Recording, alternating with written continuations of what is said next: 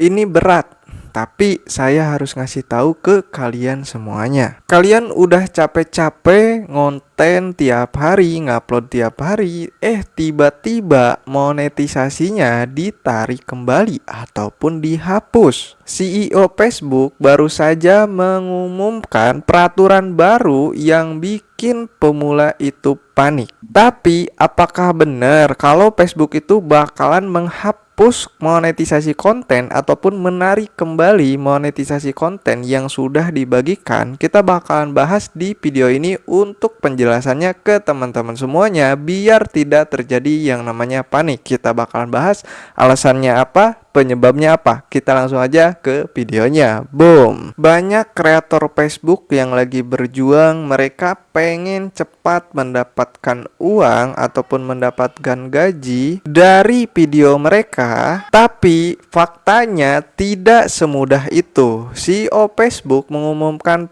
peraturan baru di tahun 2025 dan ada perubahan. Monetisasi kalian udah tahu semuanya bahwa ketika kita membuat akun itu kita tidak langsung mendapatkan monetisasi ataupun mendapatkan uang. Ada syarat yang harus penuhi ataupun harus dikejar. Ini bukan soal jam tayang, ini bukan soal penonton, ini bukan soal followers ataupun dari engagement, dan bukan juga dari segi kualitas ataupun kuantitas. Nah, buat teman-teman semuanya makin penasaran, makin bingung, makin tidak ada arah untuk pemula, makanya saya bahas di video ini. Bayangin, kalian udah ngonten selama setengah tahun ataupun 6 bulan, 7 bulan, 8 bulan, dan followers kalian sudah di angka 50.000 ataupun 40.000 followers, kalian belum bisa mendapatkan MK juga, teman-teman.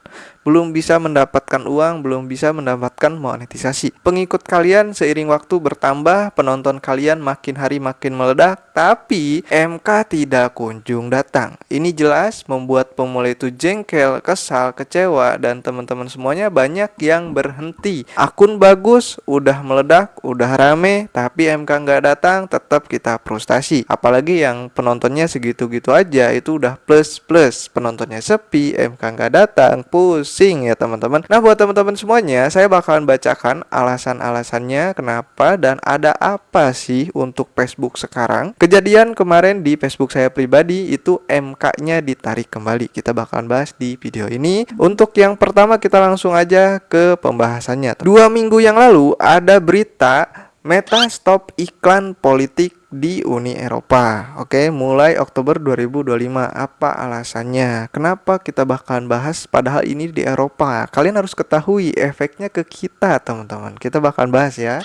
Yang pertama, Meta stop iklan. Oke, Meta akan menyetop semua penayangan dan penjualan iklan ya di wilayah Uni Eropa Oktober 2025. Apa penjelasannya? Apa alasannya? Kita lanjut. Tidak hanya itu, aturan TTPA juga membatasi penggunaan data pribadi tertentu seperti memiliki informasi etnis, pandangan politik, atau agama untuk keperluan iklan. Pengguna data untuk iklan politik juga ada persetujuan eksplisit dari pengguna. Meta dalam menyatakan penyebut bahwa regulasi baru ini menambahkan beban besar dan kompleks hukum yang tidak dapat ditoleransi baik bagi pengiklan maupun penyedia platform. Peraturan ini menciptakan ketidakpastian hukum yang tinggi dan mewajibkan kami menyesuaikan sistem secara besar-besaran.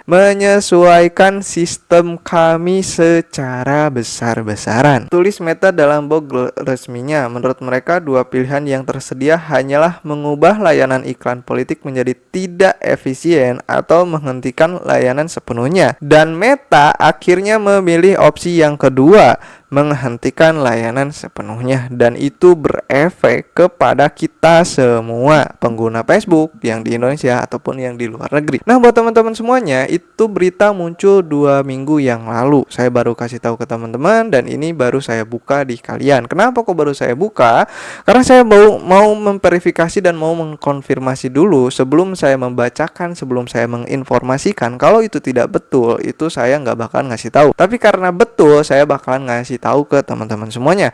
Dan itulah beritanya, alasannya, dan kenapa penyebabnya kok kita kena imbasnya. Karena pihak Meta itu memilih opsi yang kedua untuk menghentikan semuanya, dan dia memilih untuk mengupdate besar-besaran di semua pengguna Facebook ataupun satu aplikasi tersebut. Jadi yang gunain Facebook di mana itu kena efek juga teman-teman ya. Nah, contoh akun saya yang kemarin juga MK-nya ditarik. Jadi buat teman-teman pemula, tenang, jangan dulu panik, kita tunggu updatean selanjutnya. Ini 2025 Oktober teman-teman ya, dan baru muncul di Agustus untuk updatean dari berita ini. Dan buat teman-teman semuanya juga, bahwa yang namanya kreator pemula yang sekarang belum monetisasi karena sistemnya undangan, tidak ada yang tahu dan tidak ada yang membocorkan. Jadi kita harus sabar-sabar dan kita fokus kepada konten kita. Konten kita fokus kemana bang? Bukan fokus kepada kualitas ataupun kuantitas, tapi kita fokus untuk membangun komunitas ataupun membangun grup kita sendiri. Kenapa? Karena teman-teman ya, kita di kreator itu nggak bisa hidup sendiri. Ya, jujur aja nggak bisa hidup sendiri. Kenapa nggak bisa hidup sendiri? Kan bisa bang, hidup sendiri banyak kok hidup sendiri. Enggak guys, ya di depan layar kayak sendiri, tapi di belakang layar kita nggak tahu siapa aja gitu kan. Nah contoh, kalau saya pribadi, saya membangun komunitas di sini di YouTube. Saya membangun kreator pemula. Kenapa? Karena saya ingin membagi pengalaman saya dan saya ingin membuat penonton loyal. Bukan royal ya, loyal. Loyal dalam artian apa? Kita bisa bersilaturahmi, kita bisa berkomunikasi, kita bisa saling keterkaitan ataupun keterhubung gitu. Kalian bisa hubungi saya bisa bicara dengan kalian. Jadi buat teman-teman semuanya, kalian fokus kepada bangun komunitas kalian pribadi masing-masing, sesuaikan dengan apa tema kalian ataupun video kalian. Dan lanjut untuk teman-teman semuanya, dari pembahasan yang barusan, kita harus bagaimana nih bang? Kita panik nih ya, kita panik. Belum juga beres updatean yang kemarin, udah datang lagi updatean yang sekarang. Teman-teman yang namanya konten kreator, yang namanya kita aplikasi, yang punya bosnya, yang punya perusahaannya, ya kita mau ngapain gitu kan? Ya kita ya mau nggak mau kita ngikutin apa keputusan dari perusahaan tersebut, apa keputusan dari bos tersebut. Contoh kalian kerja di orang lain ataupun contoh kalian karyawan kerja ada bosnya, kalau bos minta itu ya harus kita kerjain, mau nggak mau. Kalau nggak mau ya udah keluar, kan simpel seperti itu ya teman-teman. Jadi untuk intinya monetisasi konten sekarang itu masih belum normal. Kenapa? Karena ada hal tersebut. Terbatas lagi, bukan terbatas, jadi terhambat lagi dengan adanya update besar-besaran dari penuntutan hal tersebut ya teman-teman. Jadi semuanya terdampak karena Meta itu memilih opsi yang kedua. Dan untuk tips teman-teman ketika ada updatean seperti ini ataupun ketika ada berita seperti ini, apa yang harus kalian lakukan? Ya kalian tetap seperti biasa, kalian bikin konten, kalian upgrade skill kalian dari segi editing, dari segi konsep, dari segi kita bikin konten. Kalian upgrade terus, kalian belajar terus, dan lanjut kalian harus konsisten. Karena ya yang paling berat tuh konsisten untuk pemula itu teman-teman. Itu real, kalian bisa rasain sendiri.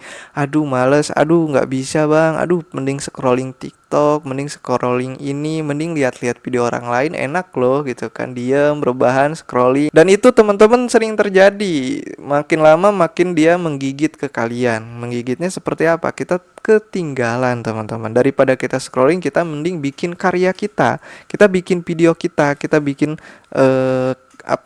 konsep kita, mikirin ide. Kita harus seperti itu teman-teman. Dan buat teman-teman semuanya, ingat kualitas setiap hari coba di upgrade ataupun coba dinaikkan teman-teman ya. Dan jangan lupa kalian manfaatin fitur-fitur yang ada di Facebook, seperti kita bisa nge-share ke teman. Misalkan nge-share-nya seperti ini teman-teman ya.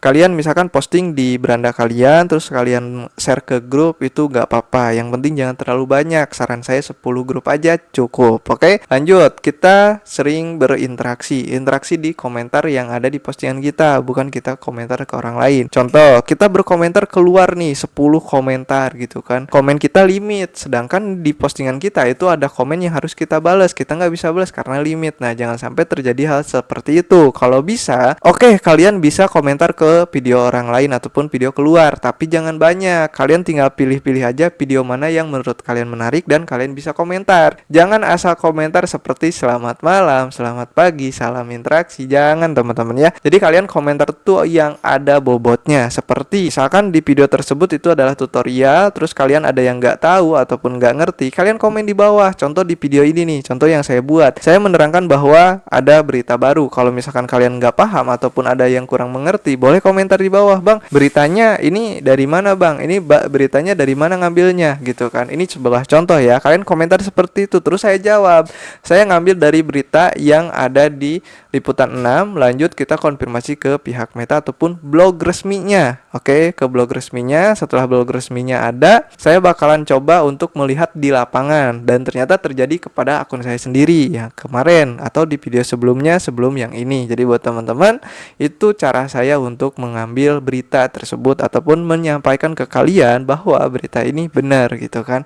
Nah, sebuah contoh seperti itu. Jadi kalau misalkan komentar ataupun ada interaksi itu yang benar, jangan asal-asalan ya. Oke. Jadi gimana bang kesimpulannya? Kesimpulannya MK itu tidak dihapus. MK itu tidak dihapus dan monetisasi tetap berjalan. Tapi ada perubahan yang sangat banyak dan sangat terdampak ataupun terasa sekali kepada kreator pemula. Contoh halnya seperti saya yang kemarin kena juga, akun yang kecil kena juga gitu kan. Dan buat teman-teman semuanya nggak usah panik, tenang aja. Ini masih tahap dari pembenahan ataupun memperbaiki dari pihak aplikasinya tersebut. Jadi kita tunggu aja update yang selanjutnya. Semoga dari updatean ini itu bisa mempercepat ya. Jangan sampai dilama-lamain karena kita juga berjuang di sini untuk mendapatkan uang. Jadi buat teman-teman semuanya semangat ya. Coba komen di bawah masalah apa lagi yang harus saya bahas. Ini seputar update yang terbaru. Jadi saya bakal ngasih tahu. Ingat ya, kenapa saya update itu setelah 2 minggu beritanya keluar, karena saya sendiri harus membenarkan. Saya mengonfirmasi benar apa tidaknya. Kalau tidak benar, saya nggak bakal ngasih tahu ke teman-teman. Tapi kalau benar, pasti saya buat. Jadi saya perlu waktu untuk menyelesaikan ataupun menyesuaikan dari berita tersebut, karena saya nggak mau saya mengasih tahu informasi yang hoak ataupun palsu. Buat teman-teman semuanya, terima kasih yang udah nonton sampai detik ini. Jangan lupa like, comment, dan subscribe. Terima kasih. Assalamualaikum.